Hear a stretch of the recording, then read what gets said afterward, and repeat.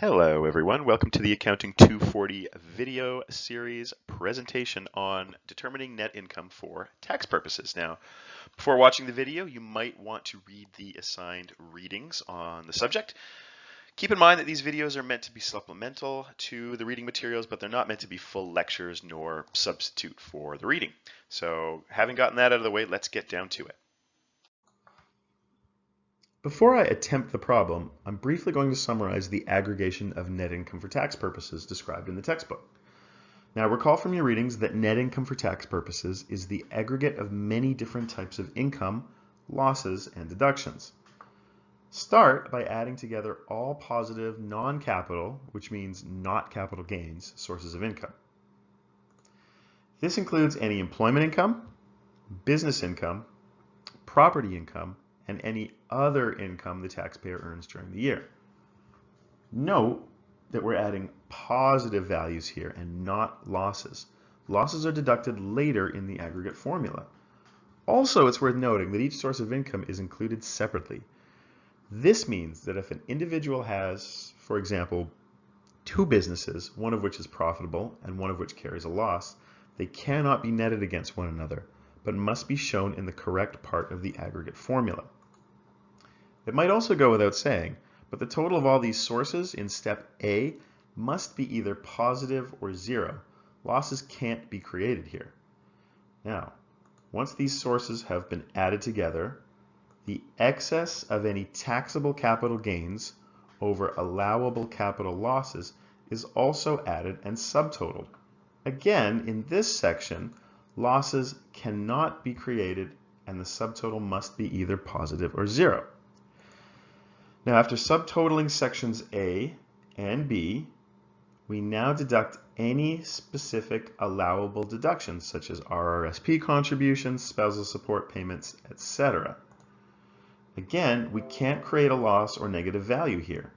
We may, at most, reduce our subtotal to zero. The last step here involves the subtraction of any non-capital losses, such as employment losses, business losses, or property losses from our subtotal. The results, if positive or zero, is net income for tax purposes. This is for the given taxation year for which we're trying to determine it. It's extremely important to note that losses subtracted in section D can only reduce income for the year to zero. Any excess losses may be carried forward or backward for different tax years, but this is a topic for a later discussion. Another point that I'd really like to stress at this time is that the terminology we use in taxation is very important. We just calculated net income for tax purposes, which is very specifically defined. You're also going to hear the term taxable income throughout the course.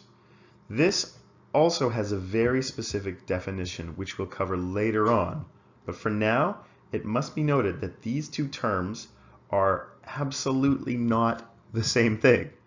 It's not correct to use them interchangeably.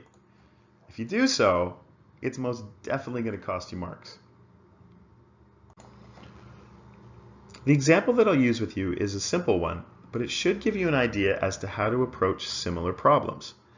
The exercise asks you to use the aggregate formula we just discussed to determine a taxpayer's net income for tax purposes for the taxation year.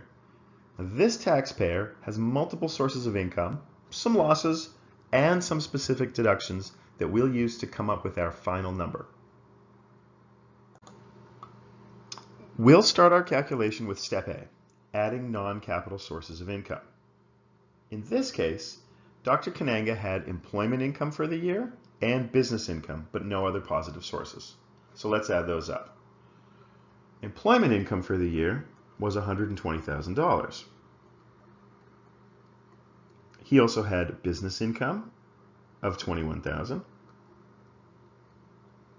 for a step A subtotal of $141,000, which we will carry forward in our calculation. Now we're going to carry forward that step A subtotal and determine the excess, if any, of taxable capital gains over allowable capital losses. In this specific problem, Dr. Kananga had taxable capital gains of $45,000 for the year, but also had allowable capital losses of $68,000 for the year. Now, as the total for this step must be positive or zero, we can see that the excess of gains over losses here is 0.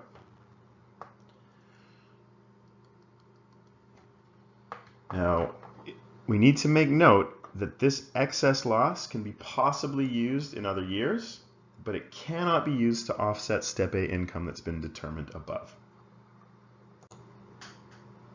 So in this next step, we'll deduct any specific other deductions made during the year from the Step B subtotal. In this example, the taxpayer made contributions to an RRSP, which is deductible from all forms of income.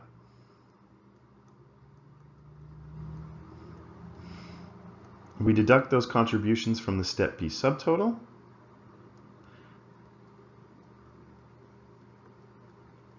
and arrive at our Step C subtotal. In the final step, we're going to deduct any losses incurred during the taxation year from the Step C subtotal. Now in this example, the taxpayer has business and property losses during the year, which are going to be deductible from all forms of income earned thus far. So Dr. Kananga, in addition to his employment income, had a contract business on which he lost $9,500 during the year. He also owned a rental property, which resulted in a $12,500 loss. Totaling the two losses, we have $22,000, which we subtract from our Step C subtotal. This final number is our net income for tax purposes. Again, it's worth noting we cannot create a negative number here. No taxpayer can have negative income for the year. The minimum income anyone can have is 0, and any excess loss would be potentially applicable in other years. Here's an overall summary of what the entire response looks like once it's aggregated. I'd highly recommend sticking to this or a very similar format when attempting problems like this on an exam. It clearly walks through each of the 4 steps sequentially, and it easily demonstrates a strong understanding of the aggregate formula.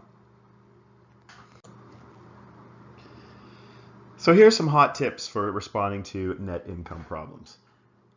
First off, make sure you adhere very closely to the format that I've suggested for you. These questions become more and more complicated as the course progresses. It's a pretty good idea to get the proper formatting down now. Make sure you subtotal at the end of each step. This is going to prevent you from overlapping incorrect components of the formula. Also, remember to put each separate source of income and loss into their proper place in the aggregate formula. Never net out income and losses in Step A or Step D. Make sure your subtotals are never less than 0. Negative subtotals cannot carry through the formula and instead create losses that are used in future years.